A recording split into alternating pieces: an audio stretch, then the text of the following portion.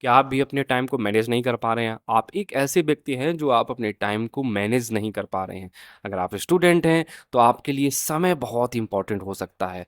अगर आप स्टूडेंट हैं, तो time is your money. Time से ज़्यादा इम्पोर्टेंट आपके लिए कुछ भी नहीं हो सकता है।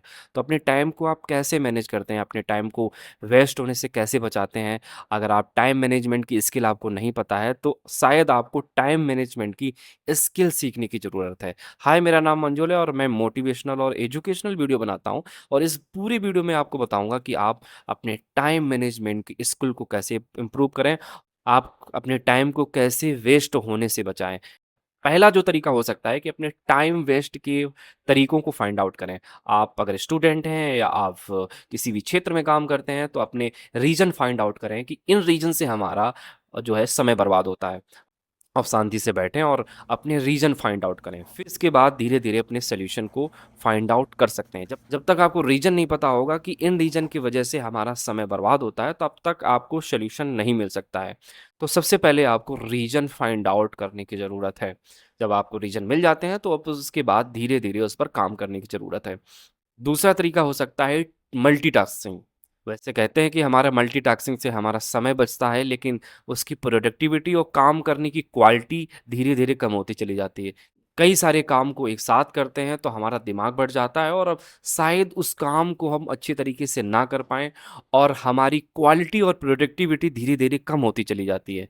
फिर इसके बाद में हम वही काम दोबारा करेंगे, तो इससे अच्छा है कि मल्टीटास्किंग ना करके सिर्फ़ एक काम को एक ही समय में किया जाए, जिससे आपकी क्वालिटी बढ़ेगी और उस काम को करने में हमारा समय कम लगेगा। बहुत सारी रिसर्च में ये फाइंड आउट हुआ है कि अगर आप मल्टीटास्किंग करते हैं, तो 42% अपने काम को कम कर पाते हैं। आपकी प्रोडक्टिविटी कम होती चली जाती है। जो व्यक्ति सिर्फ़ एक काम को एक ही समय के लिए करता है, तो आपकी 42% प्रोडक्टिविटी बढ़ जाती है, काम करने की क्षमता बढ़ जाती है। जो व्यक्ति बहुत सारे काम करते हैं। तो सबसे पहले आपको मल्टीटास्किंग छोड़कर सिर्फ़ एक काम को एक समय में करने की ज़रूरत है।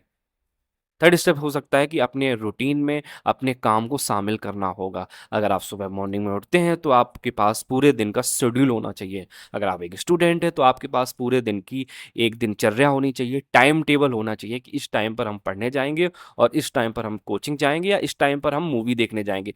जो भी आपका समय है, उसको एक डेडलाइन बना लीजिए कि इस इतने-इतने घंटे में हमें ये काम करना है। तो आपके पास पूरे टाइम का एक डेडलाइन होनी चाहिए, अपने वर्क का डेडलाइन होनी चाहिए। तरीके सबके अलग-अलग हो सकते हैं, काम करने के तरीके सबके अलग-अलग हो सकते हैं। आपके काम पर डिपेंड करता है कि आपका टाइम फ्रेमवर्क क्या बनेगा। आप अगर स्टूडेंट हैं, तो आपका टाइम फ्रेमवर्क अलग हो सकता है। अगर आप बिज़नेसमैन हैं या अगर आप सरकारी कर्मचारी हैं या प्राइवेट कर्मचारी हैं, तो सबके काम के रूटीन अलग-अलग हो सकते हैं और सबका टाइम फ्रेमवर्क अलग-अलग हो सकता है। तो सबसे पहले अपने टाइम के अकॉर्डिंग आप अपना टाइम टेबल बनाइए और डेडलाइन उस पर सेट कर दीजिए कि इतने समय में हमें वो काम करना है। इससे क्या होगा कि आपके माइंड में थोड़ा-सा स्ट्रेस रहेगा और अपने टाइम को वेस्ट होने से आप बचा सकते हैं। आप जो भी काम कर रहे हैं, आप पढ़ रहे हैं, पूरे दिन की जो भी टाइम टेबल शेड्यूल है, आप समय-समय पर उसको चेंज भी करते रहिए। क्योंकि चेंज अगर आप करते रहते हैं, तो आपका काम करने के प्रति जो आपका रुझान है, टेस्ट है, वो आपका बना रहेगा।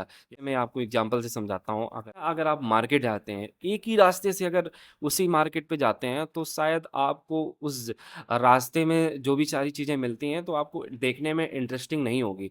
लेकिन अगर आप दूसरे रास्ते से जाते हैं, तो आपका देखने का थोड़ा-सा नज़रिया बदल जाएगा, आप इधर-उधर की चीज़ें देखेंगे, आप बोर नहीं होंगे। इसलिए आप जो भी काम करते हैं, आपको समय-समय पर अपनी पैटर्न को बदलने की ज़रूरत है। कोई टाइम टेबल आप बनाते हैं, उसको टाइम टेबल को स्ट्रिक्टली फ़ॉलो करने की ज़रूरत है।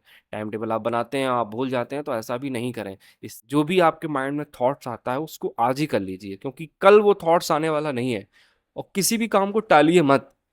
जैसे आपने कोई भी रूट मैप बनाया है, आज जो काम आप करने वाले हैं, जो भी चैप्टर पढ़ने वाले हैं, आप ये मत सोचें कि वो हम कल कर लेंगे, कल कभी नहीं होता है। Do not leave the tomorrow. आप जो भी आप काम करने बैठते हैं, आप कल पर मत सोचिए।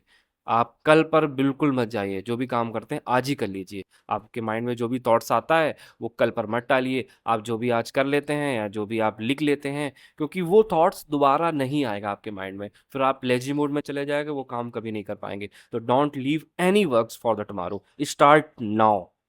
पूरे वीडियो में मैंने आपको बताया कि अपने टाइम को कैसे मैनेज कर सकते हैं। फर्स्ट, आप अपने टाइम को वेस्ट होने के रीज़न फाइंड आउट कीजिए, दूसरा मल्टीटास्किंग होने से बचिए, तीसरा है अपने टाइम की डेडलाइन बनाइए, अपने वर्क की डेडलाइन बनाइए और चौथा है कि don't leave any work for the tomorrow. ये 4 रीज़न शायद आपके टाइम फ्रेमवर्क को चेंज कर सकते हैं और टाइम को खराब होने से आपको बचा सकते हैं। मिलते हैं अगले वीडियो में, तब तक के लिए नमस्कार।